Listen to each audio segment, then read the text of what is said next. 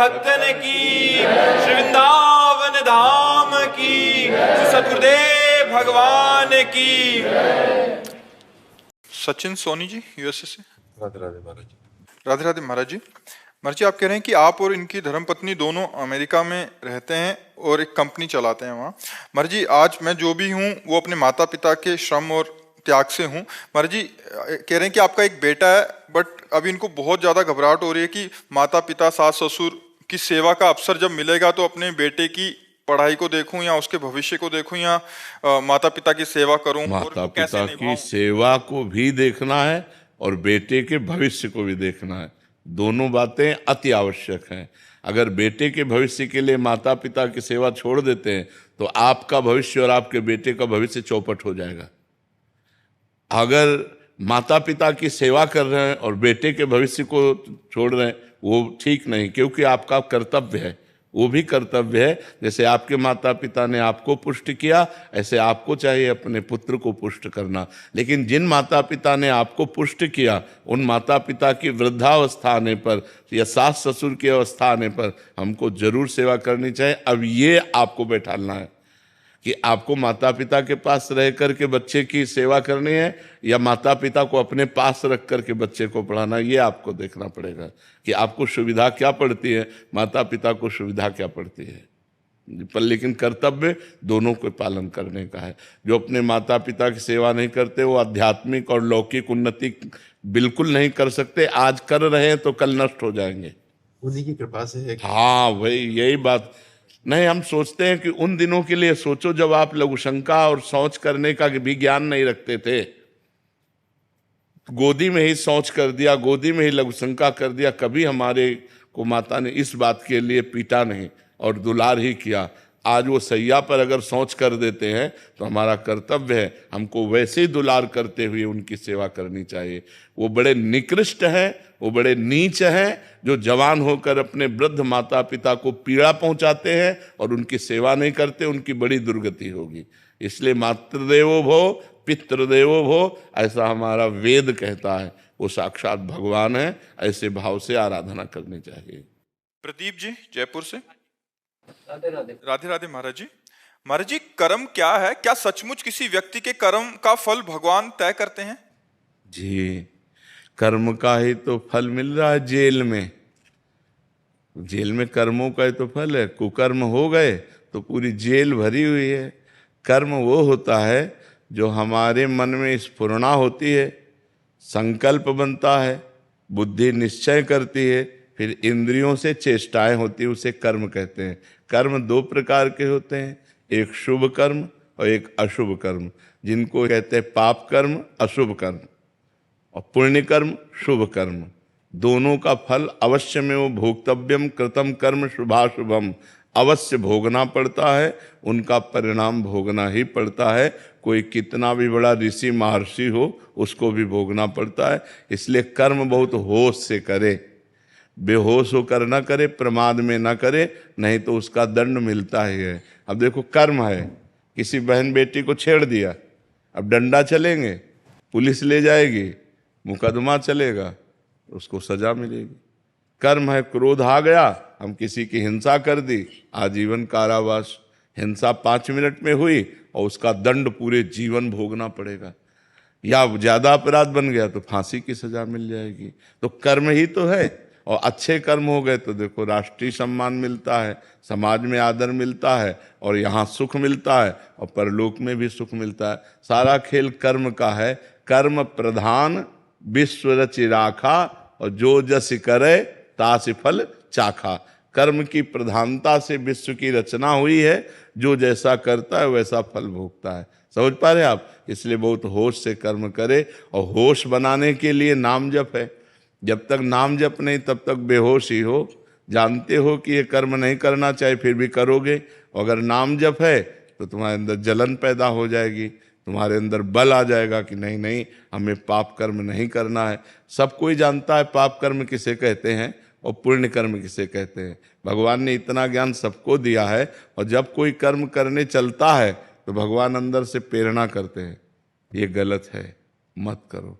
लेकिन हम लोग इतने मलिन स्वभाव के हैं कि अंदर की बात को न मानकर और कर्म कर बैठते हैं और बाद में सोचते हैं कि यार हृदय में तो आया था, पहले अंदर आया था कि यार ना करें पर यार अब कर दिया, तो फिर अब भोगना पड़ता है। इसलिए कर्म बहुत संभाल करके करें। वर्तमान में कभी किसी सत्कर्म का विपरीत फल मिले तो इसका क्या अर्थ समझ? नहीं, सत्कर्म का विपरीत फल मिलता ही नहीं है। वो आगे मिलेगा। हाँ, जैसे हमने आज सत्कर्म किया और आज हमको कष्ट मिल रहा है, तो ये हमारे सत्कर्म का नहीं मिल रहा, ये हमारे पूर्व पाप कर्म का मिल रहा है।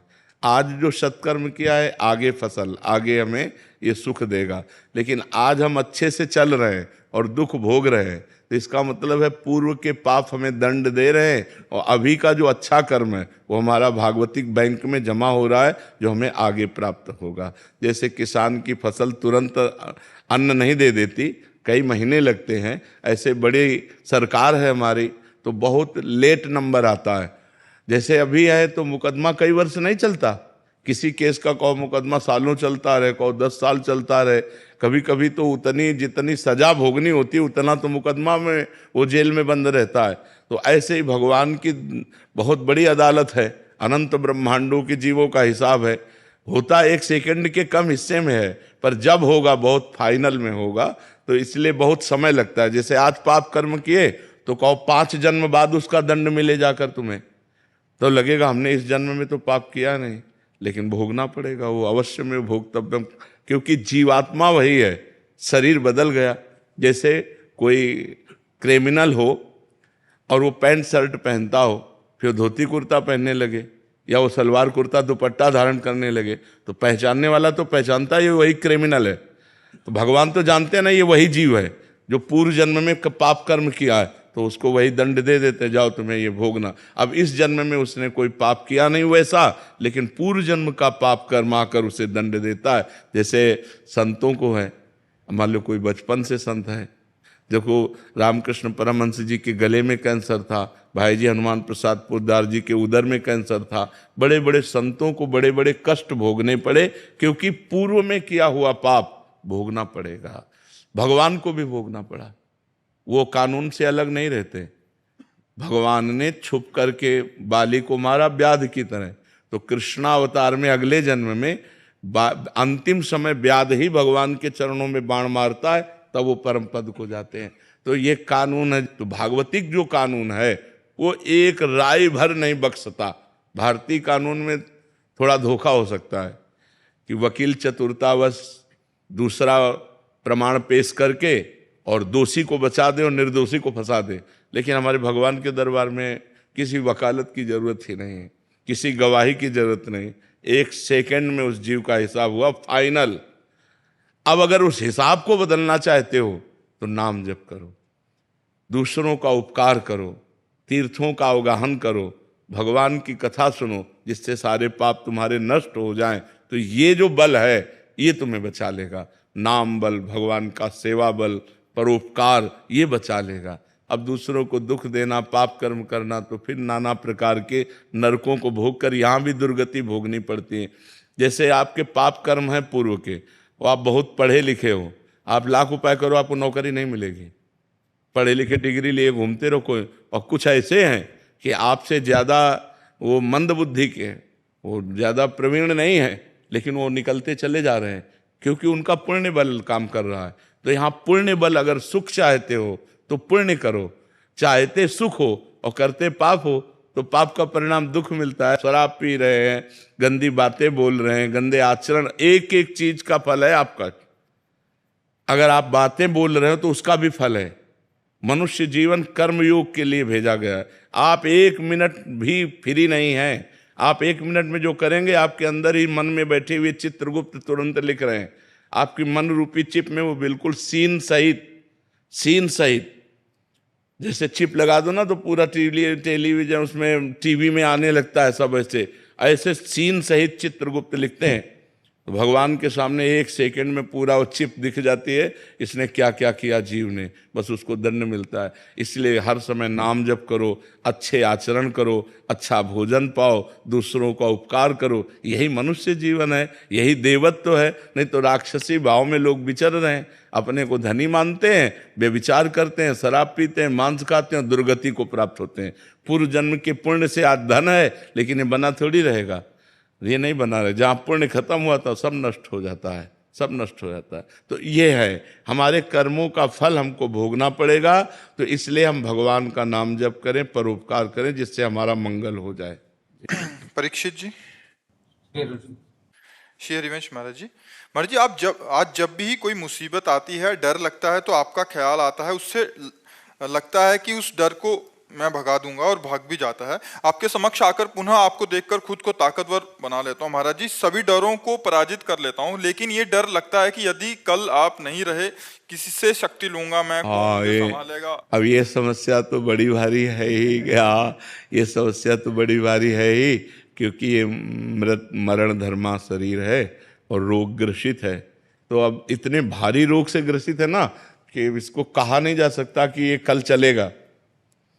हो सकता है 10-20 साल चल जाए, हो सकता है 10 मिनट न चले। ऐसी बिगड़ी गाड़ी है, दोनों किडनी फेल है, डायलिसिस हो रहा है। तो अब ये तो है ही है कि जब तक सानिध्य है तब तक। अब वैसे भी देखो, मोबाइल से देखना और फेस टू फेस देखना अंतर पड़ता है नहीं। तो अब प्रगट में जब हम किसी संत के सामने होते हैं तो हमको परमाणु भी मिलते हैं। मोबाइल से हम उपदेश ग्रहण कर सकते हैं, हमारा कल्याण का मार्ग प्रशस्त हो सकता है, लेकिन हमें परमाणु नहीं मिल सकते।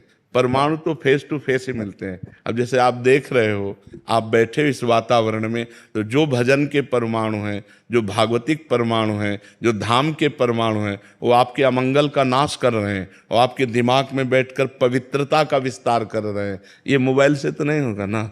वो तो प्रगट में तो अब कितने दिन भगवान को रखना है ये हमको भी नहीं पता है। सब लगा रहता है महाराज जी। हाँ, आपको ही नहीं, लाखों लोगों का ऐसा प्रश्न है। लाखों, कई लोग तो रो के बोले ऐसा। और आपका जैसा प्रश्न है, ऐसा हमारा भी प्रश्न है कि हम अपने गुरुदेव से संचलित हैं। अगर कल मुझे पता चले कि मेरे गुरुदेव अंतर्ध्यान हो गए, तो जैसे प्राण निकल गए ऐसा शरीर रह जाए, फिर क्या रह जाए। गुरुदेव बैठे हैं तो इतना साहस है कि हमारे गुरुदेव है ना। तो गुरुदेव एक बल है, गुरु एक तपस्या भजन उसका बल है। अगर वो मान लो, ये तो आपकी श्रद्धा से हो रहा है, और वो अगर संकल्प कर ले, मान लो आप श्रद्धावान हो रहे तो आपकी बैटरी चार्ज हो रही, और अगर वो अपनी तरफ से संकल्प करके आपको दे दें तो आप तो महाबलशाली हो जाएंगे। तो ये बात होती है कि प्रगट तभी तो होता है कि सौभाग्य है कि प्रगट में संतों का संग मिले। नहीं तो जब संत चले गए तो फिर उतना बात का प्रभाव भी नहीं रहता। जैसे हम हैं तो मोबाइल में उतना प्रभाव भी पड़ रहा है, और जैसे हमारा शरीर न रहे तो अभी वो सब ऐसे हो जाएगा, फिर उसका वो प्रभाव नहीं पड़ेगा, उतना प्रभाव नहीं पड़ेगा। वो धीरे धीरे धीरे धीरे सब शांत हो जाएगा। तो प्रगट में जब तक संत रहते तब तक धूम मची रहती है। जहाँ वो अंतर्ध्यान हुए तो धीरे धीरे माया धूल डाल देती है उनके प्रभाव में, उनकी वाणी में, उनके। तो जब तक महापुरुष प्रगट में रहते हैं तब तक विशेष प्रभाव रहता है, और जब अंतर्ध्यान हो जाते हैं तो धीरे धीरे माया फिर धूल डाल देती है अपनी, और उनका प्रभाव अंतर्ध्यान हो जाता है। पर जो श्रद्धालु हैं, श्रद्धापूर्वक उनकी बात को मानते हैं, वो आजीवन उनकी बात पर मानकर उनका प्रगट अनुभव करते हैं। प्रगट अनुभव, जैसे नारद जी हैं, तो हैं सृष्टि में तो हैं पर हमारे सामने नहीं। अब हम अगर नारद जी की बात मानते हैं और नारद जी की भक्ति करते हैं तो हमारे सामने भावना में आने लगते हैं कि बीणा लिए नारद जी ऐसे हैं, भावना में आने लगते हैं। मतलब भावना में वो आए, वो केवल कल्पना नहीं है, वो हमारी भावना में आए। तो जैसे प्रेमानंद, अब आप बात प्रेमानंद की मान रहे हैं तो आपकी भावना में प्रेमानंद आएंगे, वो झांकी आएगी, क्योंकि भगवान ही प्रेमानंद है। ये शरीर प्रेमानंद थोड़ी है, प्रेम और आनंद तो भगवान ही है ना। तो वही आएंगे, वही तुम्हारी रक्षा करेंगे और वही आपको सपोर्ट करते रहेंगे। ये शरीर तो लिमिट समय का, कितना समय ये हमको भी नहीं पता है। आप कितने मिनट का है, कितने घंटे का या कितने वर्ष का, इसका कुछ पता नहीं, आपका भी नहीं पता है। नहीं, इसका बड़ा विचित्र खेल है। बीमार बैठे रहते, स्वस्थ चले जाते हैं। ये भाई, ये भगवान की बड़ी विचित्र लीला है। तो आप चिंता न करो, हम तुम्हारे साथ हैं, चाहे ऐसे चाहे वैसे, ठीक है। दिनेश खारी जी, राजकुमार जी, दोनों का महाराज जी एक जैसा प्रश्न है। महाराज जी, आप कह रहे हैं कि कभी कभी मेरा मन नाम जप करते समय इधर उधर भटकता है, और कभी कभी मुझे नाम जप करते हुए नींद आने लगती है। तो महाराज जी, ऐसे में क्या करूं? दोनों बातों में सावधानी रखनी है। जब हमारा मन नाम को छोड़ करके जहाँ जाए वहाँ वहाँ से हटाकर नाम में लगाना है। ये सबका प्रश्न है, लगभग ये सबका प्रश्न है कि मेरा मन जब भजन में हम बैठते हैं तो भागता है। ये अर्जुन जी से लेकर बड़े बड़े साधकों का प्रश्न है। तो जहाँ जहाँ मन संसार में जाए वहाँ वहाँ से हटा करके हम नाम में लगाएं, या जहाँ जहाँ संसार में जाए वहाँ वहाँ हम भगवान को देखने की चेष्टा करें। इस वस्तु के रूप में भगवान, इस व्यक्ति के रूप में भगवान, इस स्थान के रूप में भगवान, क्योंकि भगवान के सिवा कोई नहीं है। इससे हमारा मन शांत होने लगेगा। जहाँ जहाँ जाए वहाँ से हटा के नाम में लगाना, या जहाँ जहाँ जाए वहाँ भगवान को देखना। और तीसरी बात, अगर हम कुछ नहीं कर पा रहे हैं तो नाम पर ध्यान दें। तो हमारे मन से सब कूड़ा करकट निकल रहा है, जो गंदी बातें हमारे मन में भरी थी वो सब डिलीट हो रही हैं नाम जप के द्वारा। ऐसी भावना करें तो मन निर्मल होकर, ये 3 साधन बताए, इससे मन आपका एकाग्र होने लगेगा। रही नींद की बात, तो भोजन पर ध्यान दीजिए। भोजन सात्विक होना चाहिए। प्याज, लहसुन, मांस, मदिरा, अभक्ष्य भोजन, ये सब अगर त्याग कर दोगे तो शतोगुणी भोजन और 6 घंटे की निद्रा। अगर आप जो नींद ले रहे हैं वो 6 घंटे तो होना चाहिए। स्वस्थ शरीर के लिए 6 घंटे आवश्यक है। तो अगर आप 10 बजे रात के सो जाएं तो 11, 12, 1, 2, 3, 4 बजे आपकी आँख खुल जानी चाहिए और फिर नींद नहीं आना चाहिए। अगर नींद आती तो खड़े होकर भजन करना चाहिए, टहलने लगना चाहिए, ठंडा पानी रख ले मुख में ऐसे डाल लेना चाहिए। नींद भजन में नहीं आनी चाहिए। नींद को नींद के समय में अच्छे से दे दो, 6 घंटा सोने के लिए दे दो, और इसके बाद फिर उससे लड़ाई लड़ो। फिर उसको मतलब आलस्य प्रमाद में समय नष्ट नहीं होना चाहिए। जैसे हमें बैठे नींद आ रही तो हम खड़े हो गए, खड़े भी हमें परेशानी हुई तो हम टहल रहे हैं, पानी मुंह में डाल रहे हैं, मुंह में पानी डाल के मुंह पोंछ करके फिर हम भजन में बैठते। लड़ाई लड़नी पड़ेगी तब नींद पर विजय प्राप्त होती है। तो दोनों साधनों को देखे। मन जो बार बार भागे तो इन साधनों को, और जब नींद आवे तो ऐसे। पर भोजन का सुधार कर ले। तमोगुणी भोजन पाने से फिर भजन में नींद आएगी।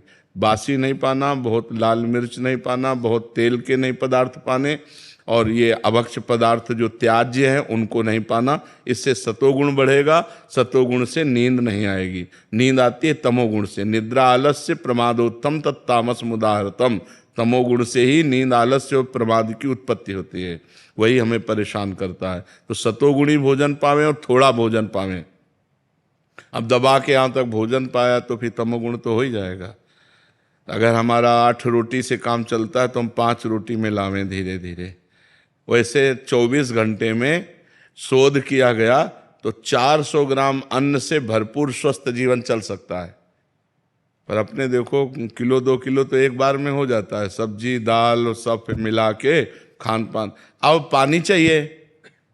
जैसे हम 1 किलो अन्न पाए तो हमें 2 किलो पानी चाहिए, उसमें डबल पानी तो हमें चाहिए ना। और फिर वायु के लिए जगह चाहिए। पेट में थे, अब पेट में दबा के अन्न ही भर लिया, फिर पानी तो ऊपर सांस फूल रही है और भजन में मन नहीं लगेगा। प्रमाद स्थिति। अल्पाहार, थोड़ा भोजन पाए, अच्छे से जल जितनी आवश्यकता है 3-4 लीटर 24 घंटे में तो जल चाहिए ही, और वायु के लिए जगह खाली रहनी चाहिए। तो साधक साधना कर सकता है। नहीं तो अब होड़ लगाकर भोजन पाने वाले हैं कि हम तो फिर भजन नहीं होगा।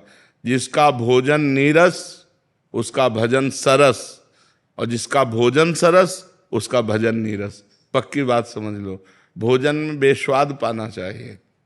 दाल रोटी सब्जी उसमें कोई स्वाद, लेकिन स्वाद नाम में लेना चाहिए। राधा राधा राधा, तब स्वाद आएगा। अब अभी तो भोजन और भोग यही 2 पिंड नहीं छोड़ रहे। रसेंद्री और जनेंद्री के भोग यही पिंड नहीं छोड़ रहे। तो खूब नाम बढ़ाओ आगे, धीरे धीरे ठीक हो जाएगा। श्री हरिवंश महाराज जी, आपके चरणों में कोटि कोटि प्रणाम। महाराज जी, आपकी कृपा से आपके बताए हुए मार्ग पर चलने की कोशिश कर रहा हूँ, लेकिन महाराज जी कोई भी संकल्प 15 से 20 दिन से ज्यादा उसका पालन नहीं कर पाता। उसका कारण है ब्रह्मचर्य की हीनता। आगे वही लिखा कि मतलब बार बार गिरा देती है ये काम वासना। तो महाराज जी जीवन मतलब मेन पॉइंट जो है वो ब्रह्मचर्य खंडन है। अगर थोड़ा ब्रह्मचर्य पर ध्यान दे दीजिए तो दिनचर्या ठीक हो जाएगी। ब्रह्मचर्यहीन पुरुष की कभी एक दिनचर्या नहीं चल सकती, ये पक्का नियम है। और ब्रह्मचारी की दिनचर्या में कभी फर्क नहीं पड़ सकता। इसलिए कोशिश करो नाम जप करते हुए पवित्र आहार, अल्पाहार लेते हुए, कुसंग का त्याग करते हुए, मोबाइल से या व्यक्ति से कुसंग ना होने पावे, शास्त्र विरुद्ध संग ना होने पावे, और अपने हाथ से कोई ऐसे आचरण न करे, तो फिर ब्रह्मचर्य का पोषण जरूरी है। परमार्थ में चलने के लिए ब्रह्मचर्य अति आवश्यक है। यदि चाहे वो गृहस्थ ही क्यों ना हो, तो गृहस्थ का मतलब थोड़ी कि रोज पे विचार करो, नहीं, एक उसमें भी मर्यादा है। शास्त्र में वर्णन है कि मासिक धर्म के होने के 1 सप्ताह बाद पवित्र होने पर संतानोत्पत्ति के लिए गृहस्थ धर्म में लिखा हुआ है 1 महीने में एक बार संतानोत्पत्ति के लिए मासिक धर्म के 1 सप्ताह बाद बकाया ब्रह्मचर्य रहे। तो गृहस्थ में भी ब्रह्मचर्य की आवश्यकता है। ऐसा थोड़ी कि मनमानी आचरण तो फिर नष्ट हो जाएगा, क्योंकि जीवनी शक्ति है ब्रह्मचर्य, वो जब तक ठीक नहीं रहेगी तब तक ठीक नहीं रहेगा। तो ब्रह्मचर्य पर सुधार करो। क्यों भाई? हाँ, मतलब कोशिश पूरी करते हैं महाराज जी, लेकिन 10 दिन एकदम अच्छे से रहेंगे। फिर कभी कभी ऐसा हो जाता है कि एक बार गलती हो जाती है तो पूरा चीज हाँ, हो जाता है, हो जाए, वो मन खिन्न हो जाएगा, मन हार जाएगा, फिर उत्साह नहीं रह जाता। वो आपका ही नहीं, सबका होता है। तो जो हमारे उत्साह को नष्ट करे, भगवत प्राप्ति के मार्ग में उत्साहहीनता पैदा कर दे, उसके प्रति तो बुरा भाव आना चाहिए ना। धिक्कार है हमारे जीवन को, जो मैं ऐसे गिर जाता हूँ, अब नहीं गिरूंगा, फिर चलो, फिर अगर गिर जाओ तो फिर अंदर से क्लेशित हो, फिर तो एक दिन आप ऐसा आएगा क्रॉस कर जाओगे। और अगर आप हार गए तो फिर परमार्थ से भ्रष्ट कर देगा। जब हमसे गलती हो जाती है तो सीधा हमारे परमार्थ पे अटैक होता है। जो हमारी साधना चल रही होती है वो शिथिल हो जाती है कि यार अब क्या करें, अब तो फेल हो गए। नहीं, हम फिर कमर कसें, फिर आगे बढ़ें। 1000 बार फेल हो जाए तो 1000 बार हम प्रयास करें। ये मनुष्य जीवन को हम व्यर्थ नहीं जाने देंगे, हम इसे भगवान की प्राप्ति करा के ही रहेंगे। समझ रहे हो ना? हारो मत। जब आपका साधन आगे बढ़ जाएगा तो सब प्रपंच छूट जाएगा। अभी साधन ही लड़खड़ा रहा है, बार बार साधन टूट रहा है। 10-5 वर्ष एक रस साधन चल जाए, वही सिद्ध हो जाएगा। तो आप थोड़ी मेहनत करो, थोड़ी हिम्मत करो, थोड़ी लड़ाई लड़ो मन से, तभी आप जीत पाओगे। और नाम जप करते रहो। नाम जप करते हो? हाँ, नाम जप करते रहो और लड़ाई लड़ते रहो। ये लड़ाई है बहुत बड़ी लड़ाई, पूरे विश्व को चौपट किए यही मन, पूरे विश्व को चौपट किए। मनमानी आचरण भोग बस इसी में लगाए हुए। परमार्थ ऐसे चढ़ाई और पतन ऐसे है, तो चाहे जैसे जल को छोड़ो तो नीचे की तरफ सद से चला जाएगा, लेकिन ऊपर की तरफ चढ़ाना है तो यंत्र की जरूरत पड़ेगी। ऐसे ही मन को छोड़ो, भोगों में चला जाएगा, लेकिन ऊपर चढ़ाना है तो नाम और मंत्र की जरूरत पड़ेगी। जितना नाम और मंत्र जप करोगे उतना ही मन ऊर्ध्वगामी होगा, और जितना आप छोड़ दोगे उतना ही अधोगामी हो जाएगा। इसलिए खूब नाम मंत्र जप करो, और शास्त्र के अनुसार जो निषेध है उसका संग मत करो। पराई बहन बेटी का संग मत करो, मोबाइल से गंदी बातें मत देखो, गंदे लोगों का संग मत करो, गंदे विचारों को अंदर जब आए तो उनको काटो नाम जप के द्वारा, कोई गंदी क्रिया ना होने पावे, तब जाकर हम आगे परमार्थ में बढ़ते हैं। महाराज जी, नाम जप करते करते कब नाम छूट जाता है और कब गलत चीज में लग जाते हैं महाराज जी, इसका पता नहीं। हाँ, एकाग्रता भी समझ नहीं पाई ना, नहीं तो 1 सेकंड की भी हरकत को पता चल जाता है मन की। जब आप एकाग्र होंगे ना, अंतर्मुख होंगे, तो 1 सेकंड के हरकत मन गया। अभी प्रमाद स्थिति है, इसलिए अभी मलिनता है, इसलिए पकड़ नहीं पाते हो, और नाम बढ़ाओ। फिर भी अपने को सौभाग्यशाली मानते हैं कि आपका सानिध्य प्राप्त हुआ, नहीं तो पूर्व कर्म तो बिल्कुल मतलब कब के खत्म हो चुके थे महाराज। हाँ बिल्कुल, नहीं, आप हिम्मत करके चलो, जीतना है, हारना नहीं। ठीक है, आप हिम्मत करके चलो। श्री हरिवंश महाराज जी। महाराज जी, आपके चरणों में कोटि कोटि प्रणाम।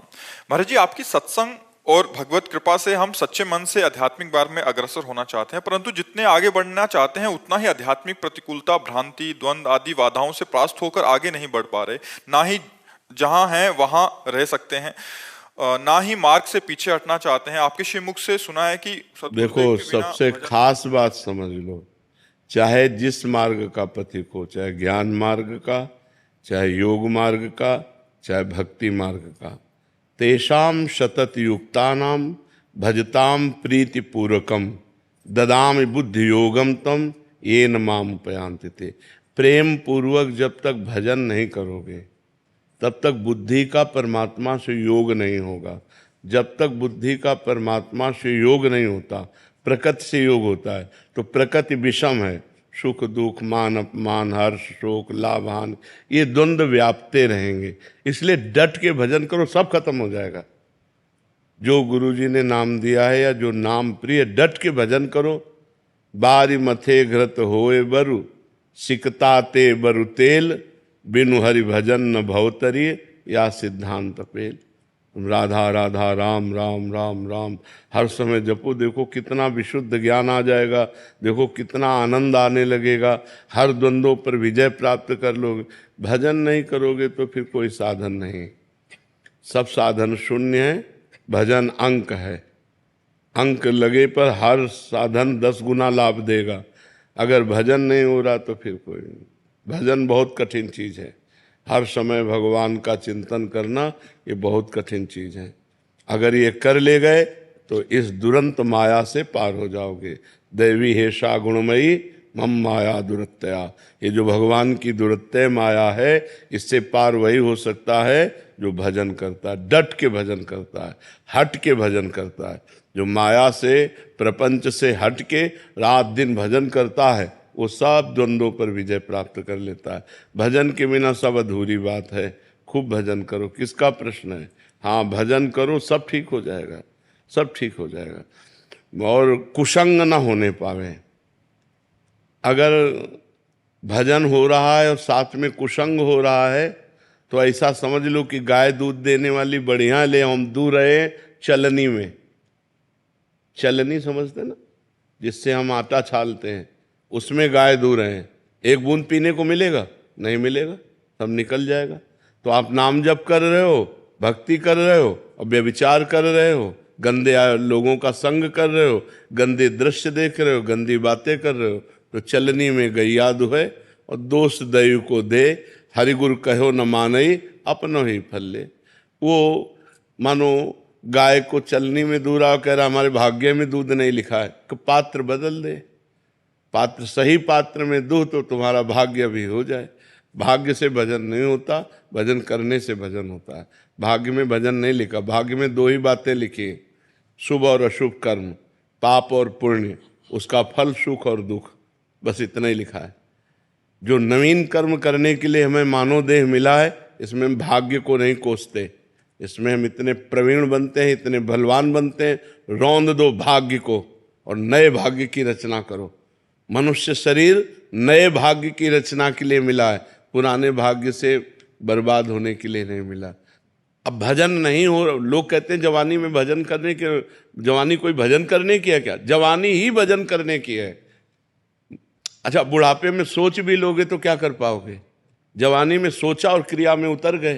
तो अगर नाम जब चलता होता, यार नहीं, दूसरों को बचाओ और खुद बचो। और अगर अपनी बुद्धि ठीक नहीं है, भजन परायण नहीं है, तो दूसरों को भी कष्ट देगी और खुद नरक भोगेगी, कष्ट भोगेगी। इसीलिए हम कहते हैं अध्यात्म के बिना मनुष्य राक्षस है। राक्षस रूप नहीं है, चिंतन राक्षसी हो जाता। तो बहुत होश में, और ये होश बिना भजन के नहीं।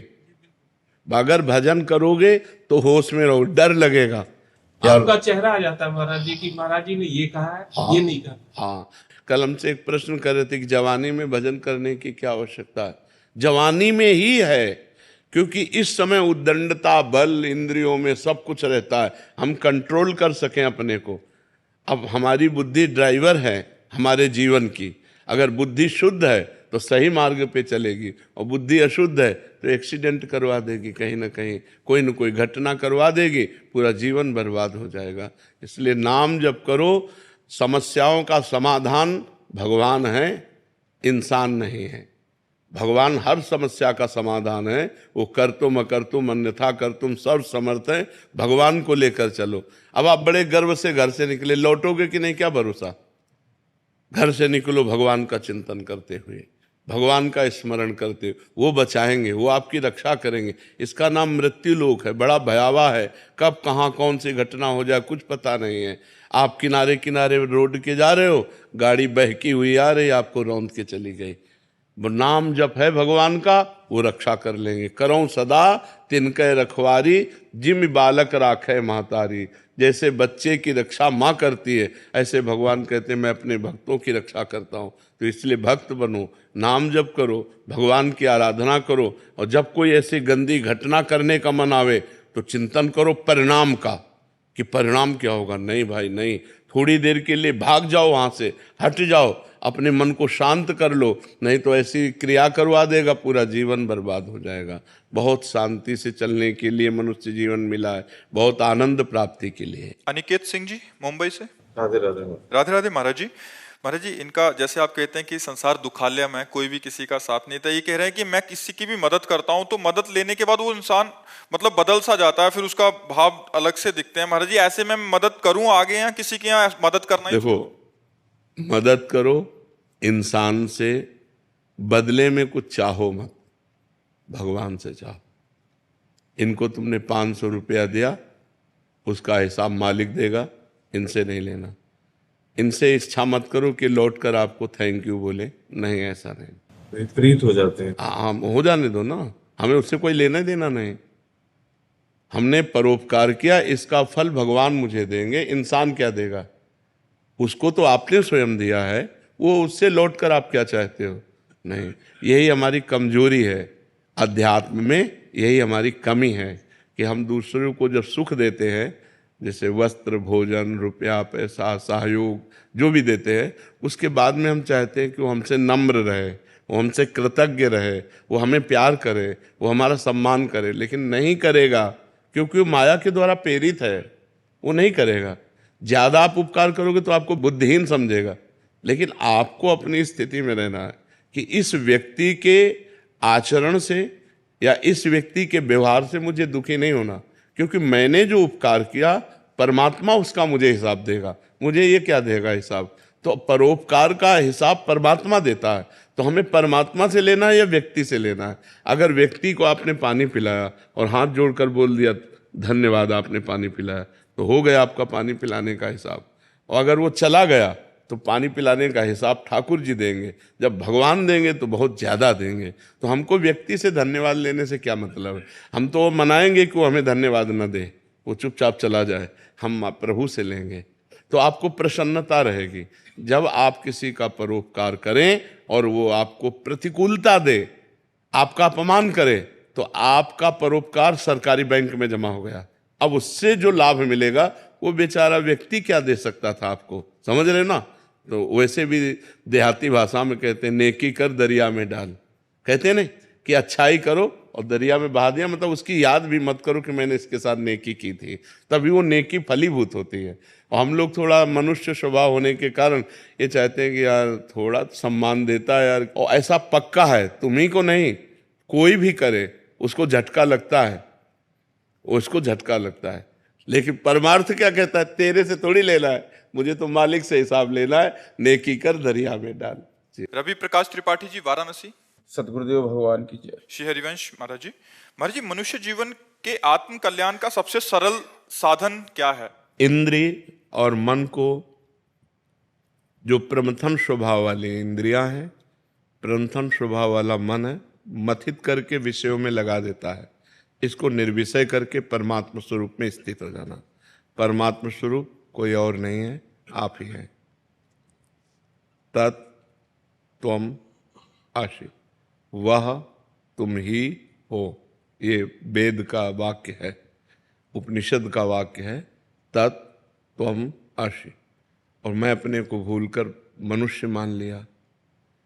मनुष्य में अंतःकरण में इतना तन्मय हो गए कि जो मन कहता वो मेरी बात, जो इंद्रियां देखती सुनती बोलती वो मैं कर रहा हूँ, यह अज्ञान। अब ये स्थिति है ना कि जो मैं देख रहा हूँ तो मैं देख रहा हूँ। उस समय ये ज्ञान नहीं होता कि मैं साक्षी हूँ, नेत्रेंद्रिय देख रहे, मैं भोग रहा हूँ। उस समय ये ज्ञान नहीं रहता कि ये जनेंद्रिय भोग रही, मैं इसका साक्षी हूँ। हर इंद्रिय अपना बर्ताव कर रही, लेकिन वो अपना बर्ताव नहीं कर रहे, वो मैं कर रहा हूं।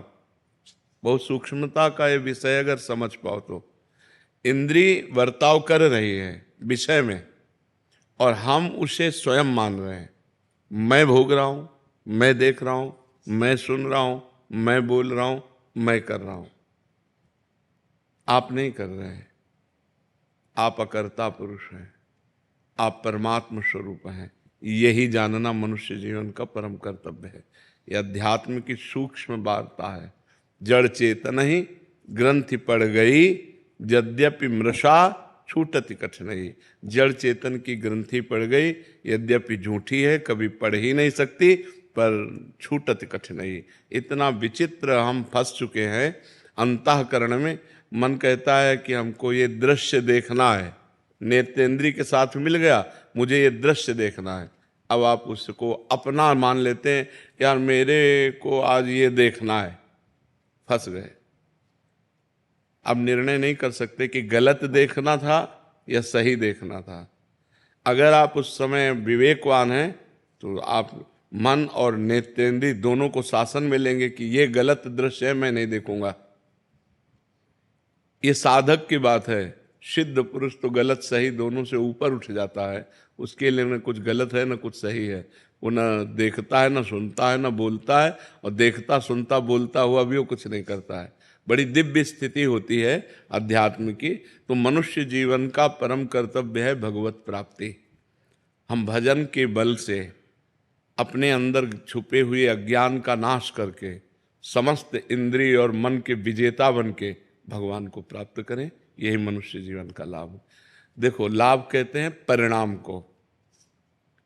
परिणाम यदि लाभ तो लाभ, और परिणाम यदि हानि तो वर्तमान के लाभ को लाभ नहीं कहते।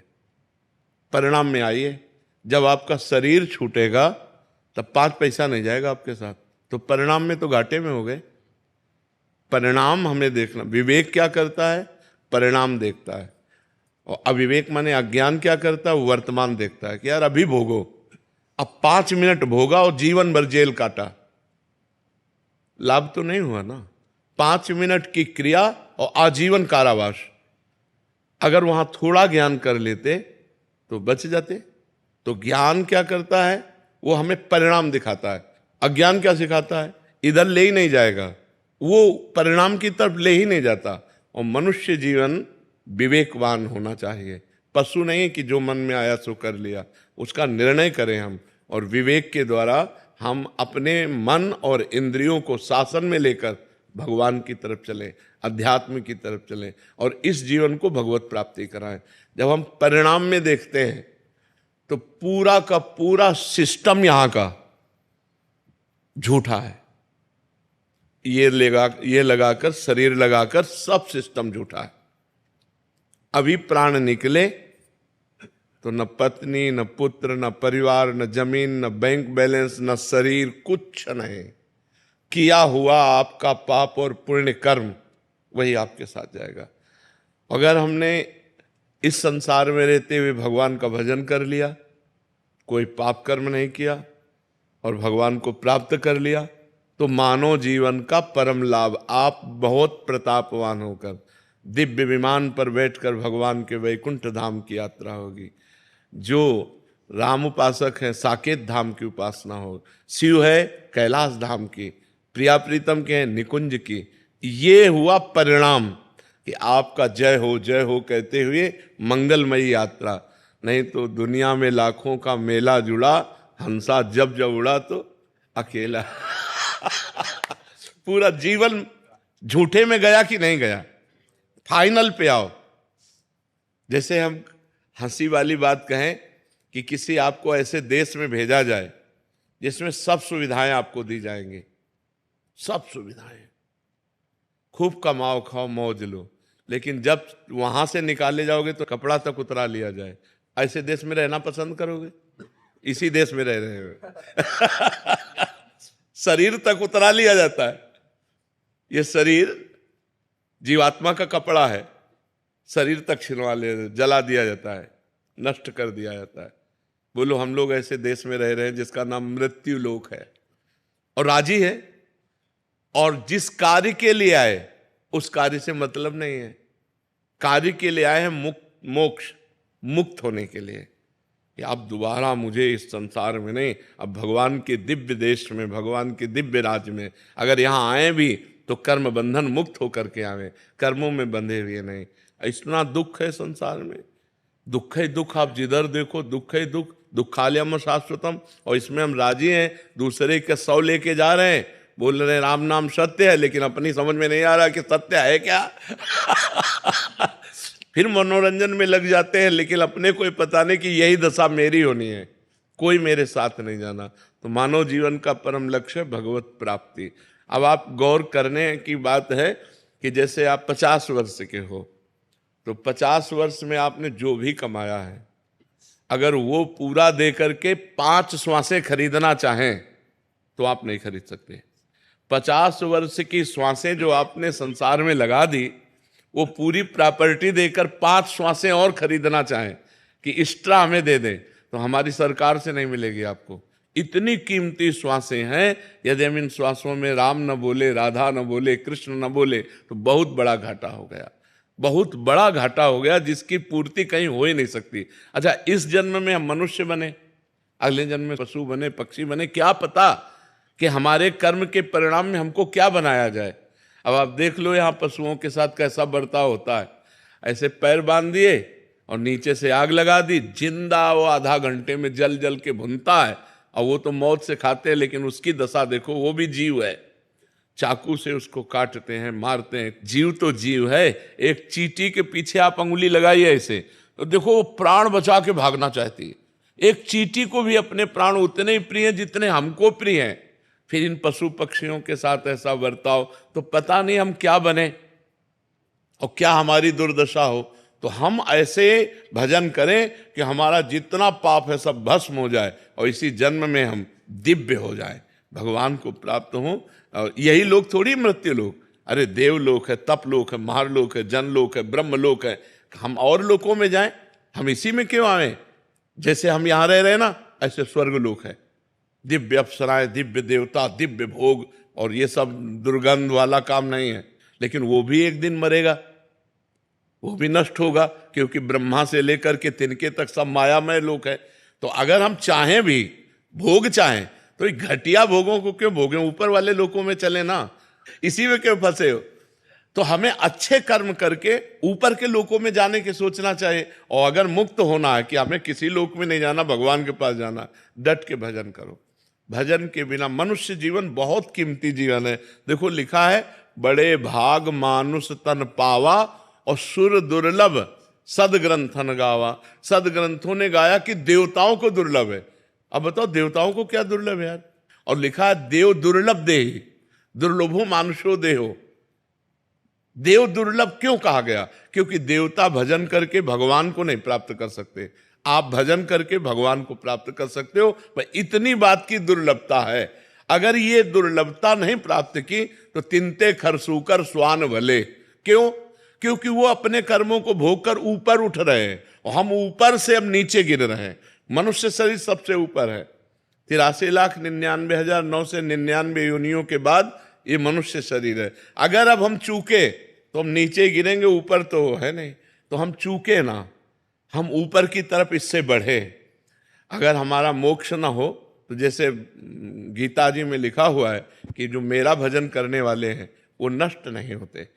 अगर आप किसी विषय के प्रेम में भगवान की प्राप्ति नहीं कर पाए, भजन कर रहे हैं, मान लो आप विषयी पुरुष हो और भजन कर रहे हो, तो आपको स्वर्ग ले जाया जाएगा, वहां के दिव्य भोग भोगाए जाएंगे और फिर मृत्युलोक में श्रीवान कुलवान धनवान के यहाँ जन्म होगा और फिर भजन का योग मिलेगा और फिर आप मतलब आपका अमंगल हो ही नहीं सकता।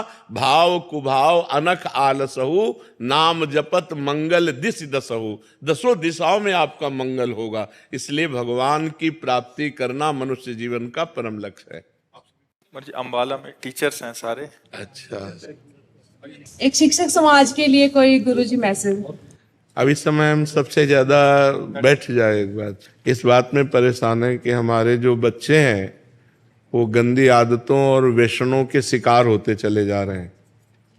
चाहे बच्चा हो या बच्ची हो, ये जो गर्लफ्रेंड बॉयफ्रेंड चला है और जो व्यसन चला है, उनसे हिंसक प्रवृत्तियां बच्चों में बढ़ रहे हैं। तो हमें लगता है आधुनिक शिक्षा बुद्धि को भ्रष्ट कर रही है या बुद्धि को पवित्र कर रही है। विद्या विनयम ददाति, जब विद्या बढ़ती है तो विनय, सौम्यता, शालीनता, गंभीरता, जितेंद्रियता, ये आचरण पवित्र होते हैं। आज हमारे विद्यालय में आचरणहीनता फैल रही है। अब आप इस विषय को समझ रहे हैं ना। अगर ये आचरणहीनता संभाली जा सके तो हमारी नई पीढ़ी, जो हमारे भारत का भविष्य है, इसे संभाला जा सकता है। अगर ये व्यभिचार प्रवृत्ति और व्यसन प्रवृत्ति बढ़ती गई, अब बच्चे अपने माँ बाप को जवाब दे रही है, बच्चे अपने माँ बाप की हत्या कर रहे हैं, पीट रहे हैं, मार रहे हैं, निकाल रहे हैं। ये क्या विद्या है? आप विचार करो, ये क्या विद्या है? विद्या का मतलब होता है ज्ञान। ज्ञान का मतलब होता है सौम्य, सदाचार, पवित्रता व्यवहार में आ जाए कि भाई ये देखो पढ़ा लिखा आदमी और एक गंवार आदमी। गंवार आदमी असभ्य बर्ताव करता है, पढ़ा लिखा आदमी सभ्य बर्ताव कर। तो आधुनिक पढ़ाई के साथ यदि आध्यात्मिक पढ़ाई नहीं होगी तो हमें लगता है आधुनिक पढ़ाई से कंट्रोल नहीं हो सकता। इंद्रियों का जो कंट्रोल है, माइंड का जो कंट्रोल है, जो ओवर थिंकिंग है, जो डिप्रेशन की तरफ ले जाने वाले आचरण है, जैसे व्यभिचार, व्यसन आदि, ये जब बढ़ेंगे तो हिंसा प्रवृत्ति बढ़ेगी और माइंड जो है वो हमारा निगेटिव फेंकेगा। जब निगेटिव फेंकेगा तो हम चिंतित हो जाएंगे, परेशान। हमारा दिमाग यदि पॉजिटिव है तो हम बड़ी से बड़ी विपत्तियों को भी क्रॉस कर सकते हैं। अगर हमारा दिमाग निगेटिव है तो हर सुख सुविधा में भी हम जलेंगे, बैठे जलेंगे। तो हमें लगता है पॉजिटिव दिमाग होने के लिए सबको, जैसे गीता जी है, भागवत जी है, नाम जप है, ब्रह्मचर्य है, इन पर प्रकाश थोड़ा, अगर आध्यात्मिक प्रकाश नहीं पड़ा तो ये बच्चे हमारे बिगड़ते चले जा रहे हैं। आप देख रहे हैं ना कहाँ जा रही है अगली वाली जनरेशन, हाँ, क्या करेंगे ये बच्चे? यही हमको भी चिंता हो रही है।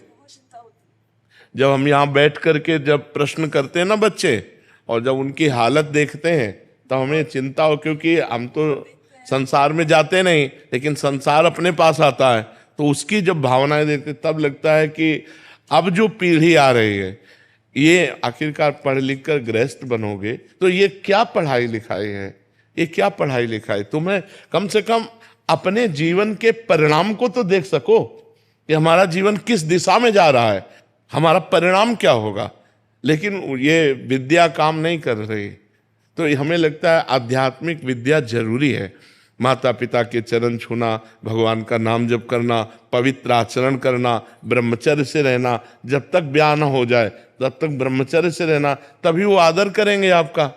अगर नहीं तो आज के बच्चे टीचर का आदर कहाँ करते हैं, कहाँ आदर करते हैं? जो गुरु के पद पर टीचर विराजमान है, बिना अनुशासन के पढ़ाई पूर्ण कैसे हो सकती है? अनुशासन चाहिए, लेकिन ऐसा अधिकार भी छीनता जा रहा है, इसीलिए उद्दंडता बच्चों में बढ़ती चली जा रही। तो हमारी प्रार्थना जहां तक हो सके, आपकी जहां तक पहुंच है, आप बच्चों को चरित्र पवित्रता पर ध्यान दीजिए। आचरण पवित्र रहे, विचार पवित्र रहे, भोजन पवित्र रहे, तो उनका जीवन उन्नतशील रहेगा।